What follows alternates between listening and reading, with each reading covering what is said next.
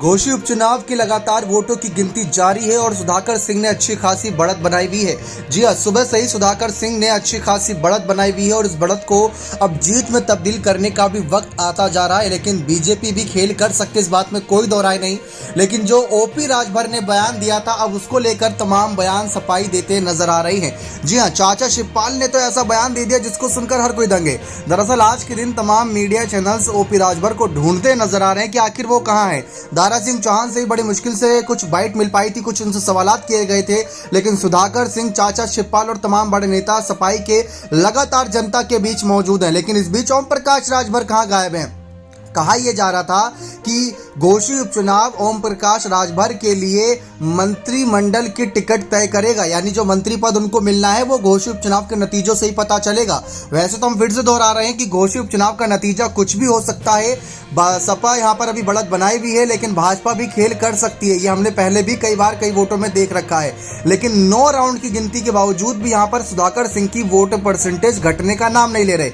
उम्मीदवार अभी तक लगातार आगे बढ़त बनाए हुए हैं। चाचा शिवपाल ने ओम प्रकाश राजभर पर जो दावा, यहाँ पर एक जो बयान कसा, उसको सुनकर लोग हंसी पड़े। शिवपाल यादव ने ओम प्रकाश राजभर को याद दिलाते हुए कहा कि यादव लोग पीटते हैं तो रोने नहीं देते। आपको बता दें, ओम प्रकाश राजभर ने कुछ दिन पहले कहा था कि जो घोसी उपचुनाव का जब नतीजा आ रहा होगा ना, तो सपाई 11 बजे तक पंडाल छोड़ के भाग जाएंगे, कोई दिखने वाला नहीं है, क्योंकि उनको पता चल जाएगा कि जीत तो बीजेपी की हो रही है। और यही बात उन्होंने बड़े कॉन्फिडेंस के साथ कही थी। उन्होंने कहा था कि कुछ ऐसे गांव और कस्बे हैं जहां पर सिर्फ सपा को समर्थन मिल रहा है, लेकिन अगर शहर की ओर जाएंगे तो पता चलेगा कि सपा की हार हो रही है और हजारों वोटों से हो रही है। इसी वजह से उन्होंने ये भी कहा कि चाचा शिवपाल, रामगोपाल यादव, अखिलेश यादव क्यों आए ये एसी वाला कमरा छोड़कर? जब हो रहा था उपचुनाव आजमगढ़ का, रामपुर का, तब तो नहीं आई है, अब घोसी में क्यों आए?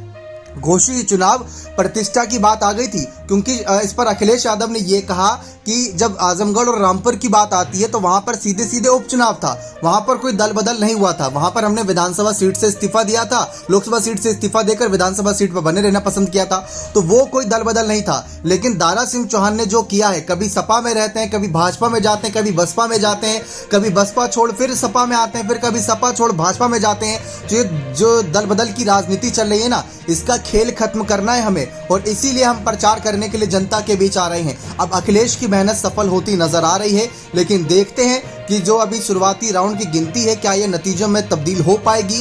क्या ये पूरी तरीके से जीत सुनिश्चित कर देगी यहाँ पर समाजवादी पार्टी की? लेकिन आपको बता दें, 9 राउंड तक की गिनती के बारे में अभी लगातार अपडेट जारी है। जब तक आपको जानकारी मिले, हो सकता है कि अगले राउंड की भी गिनती आ गई हो, लेकिन 9 राउंड की गिनती तक सुधाकर सिंह ने 9,342 वोट की मजबूत बढ़त बना ली है। बीजेपी के दारा सिंह चौहान बहुत ज्यादा पीछे हो गए हैं। सपा उम्मीदवार को 34,017 वोट मिल गए हैं, वहीं बीजेपी के खाते में 24,675 वोट आए हैं। लेकिन दावा यह भी किया जा रहा है कि जो बैलेट बॉक्स, जो ईवीएम अभी सामने आ रहे हैं, जिनको गिना जा रहा है, उसमें सपा के बूथ की ज्यादा मजबूती बताई जा रही थी। अभी हो सकता है कि जो ईवीएम, जो राउंड की गिनती हो, उसमें भाजपा के मजबूत बूथ वाले की गिनती हो, और ये वोट जो अभी बढ़त है, ये देखते ही देखते छटपट गायब हो जाए, क्योंकि 2,17,000 वोटों की गिनती होगी और अभी तक देखा जाए तो करीब 60-70 हजार वोटों की गिनती हो चुकी है। यानी कि अभी भी मुकाबला बचा हुआ है, इस बात में कोई दो राय नहीं। कुछ भी हो सकता है, ये देखना दिलचस्प रहेगा। लेकिन दावा यह है कि ओम प्रकाश राजभर कहाँ है आज? सबसे बड़ी बात यह है, क्योंकि बात तो वो सपाइयों की गायब होने कर रहे थे। चाचा शिवपाल जनता के बीच आकर इतनी बड़ी बात कह गए कि सपा मारती है तो रोने भी नहीं देती, ये बात रखिएगा। और उन्होंने कहा था कि बुलडोजर को दिमाग नहीं होता। एक निजी चैनल के सवाल का जवाब देते हुए ओम प्रकाश राजभर ने यदुवंशियों पर आपत्तिजनक टिप्पणी कर दी थी। उन्होंने कहा था कि अहिर की बुद्धि 12 खुलती है। आपत्तिजनक बयान सामने आने के बाद यादव समाज ने ओम प्रकाश राजभर की कड़ी आलोचना की। उत्तर प्रदेश की सियासत में ओम प्रकाश राजभर की पहचान पाला बदलने वाले नेताओं की श्रेणी में होती है, और दारा सिंह चौहान की भी।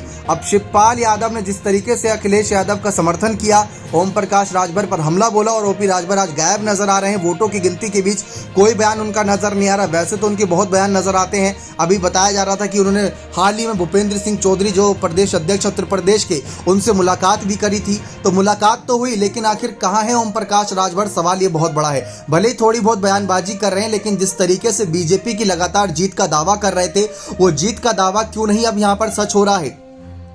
भले ही यहाँ माना जाए कि 9 राउंड की ही गिनती हुई है, करीब 32 से 34 राउंड तक की गिनती होनी है, लेकिन ओपी राजभर को जनता के बीच तो बने रहना चाहिए था, हौसला अफजाई तो करनी चाहिए थी। जो बात सपा के पंडाल छोड़ने की कही थी, आज वही नौबत आ गई है भाजपा के पंडाल नौबत छोड़ने की। दारा सिंह चौहान सुबह से नजर नहीं आ रहे, सुधाकर सिंह एक के बाद एक मीडिया इंटरव्यू में बयान देते जा रहे हैं, क्योंकि उनको लग रहा है कि उनकी जीत होगी। लेकिन जैसा कि हमने आपको बताया कि कुछ बूथ हैं, कुछ ईवीएम है जो अभी कहीं ना कहीं जो मजबूत थे भाजपा के, वो खुलने अभी बाकी हैं। हो सकता है कि पलक झपकते ही वो जो आंकड़ा अभी जीत का बनना सुधाकर सिंह का वो गायब भी हो जाए। लेकिन यहाँ पर सिर्फ और सिर्फ सपा और भाजपा के बीच जंग है, यानी जो 2 लाख से ज्यादा की वोट पड़े हैं वो सपा भाजपा के बीच की जंग मानी जा रही। भले ही 10 प्रत्याशी यहाँ पर थे। इंडिया और एनडीए की लड़ाई है। गौर करने वाली बात यह है, इंडिया की तरफ से इस चुनाव में अखिलेश यादव को समर्थन दिया था कांग्रेस पार्टी ने, साथ ही साथ रालोद ने, जयंत चौधरी ने, तो वही पल्लवी पटेल की पार्टी ने, सबने समर्थन किया। लेकिन अखिलेश ने किसी को मंच पर नहीं बुलाया, ना ही जयंत चौधरी नजर आए, ना ही पल्लवी पटेल नजर आई, ना ही चंद्रशेखर आजाद नजर आए। लेकिन अगर बीजेपी के मंच पर देखा जाए तो रवि किशन, निरहुआ यादव, मनोज तिवारी जैसे बड़े बड़े नेताओं को साथ लाए प्रचार करने के लिए। खुद मुख्यमंत्री योगी आदित्यनाथ भी आ गए। वहीं दूसरी तरफ अगर देखा जाए तो उनका समर्थन करने के लिए, दारा सिंह चौहान का समर्थन करने के लिए ब्रजेश पाठक जो कि डिप्टी सीएम है, केशव प्रसाद मौर्य जो डिप्टी सीएम है, वो भी आ गया है। और साथ ही साथ अगर देखा जाए तो ओपी राजभर तो वहां पर बने ही हुए थे, क्योंकि उनके लिए ये बहुत बड़ी प्रतिष्ठा की दाव की बात है। उनको लग रहा है कि यहाँ पर राजभर समाज का अच्छा खासा वोट बैंक है, कहीं वो ना खसक जाए। और राजभर समाज के वोट बैंक को ही लेकर कयास लगाए जा रहे हैं कि हो सकता है कि सपा ने राजभर के जो वोट बैंक है वो सपा ने समर्थन कर दिया हो, तो वहां खेल बदल गया। ऊपर से बसपा ने भी अपना प्रत्याशी नहीं उतारा था, तो बसपा के प्रत्याशी ना उतारने के बाद भी यहाँ पर खेल दिलचस्प हुआ। गौर करने वाली बात यह कि आप सबकी नजरें जीत हार पर बनी हुई है, लेकिन हमारी नजरें इस बात पर बनी है कि कितने ज्यादा वोटर्स ने बसपा के कहने पर नोटा का बटन यानी नन ऑफ द अबव का बटन दबाया है। ये देखना भी दिलचस्प होगा कि नोटा का बटन कितने लोगों ने दबाया है। अब बीजेपी की जीत होती है तो अच्छी बात है, लेकिन जो बात ओपी राजभर ने कही थी 11 बजे तक पंडाल छोड़ के भाग जाएंगे, वो तो सच साबित नहीं हुई। 12 बज चुके हैं, 12 बजे के बाद का समय बीत चुका है। 9-10 राउंड की गिनती हो चुकी है। सुधाकर सिंह की बढ़त बहुत बड़ी है।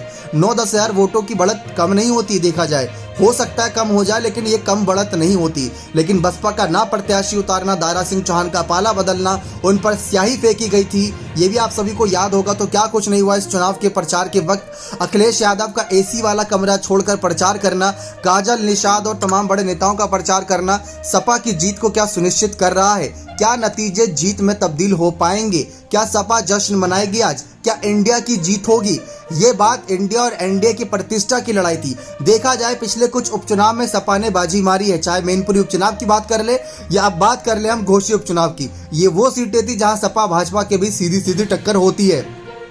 लेकिन अब देखते हैं इन सब के बीच ओपी राजभर को लेकर बीजेपी का क्या फैसला रहेगा, क्योंकि चाचा शिवपाल ने कहा था कि इनको संभाल के रखिएगा वरना ये कभी ही पाला बदल देंगे अगर आपने इनको जल्दी मंत्री पद नहीं दिया। तो अब देखते हैं मंत्री पद को लेकर क्या रहता है। और दारा सिंह चौहान के मंत्री पद को लेकर भी इसी सीट से कई सवाल खड़े थे। बने रहे चैनल के साथ, बहुत बहुत धन्यवाद।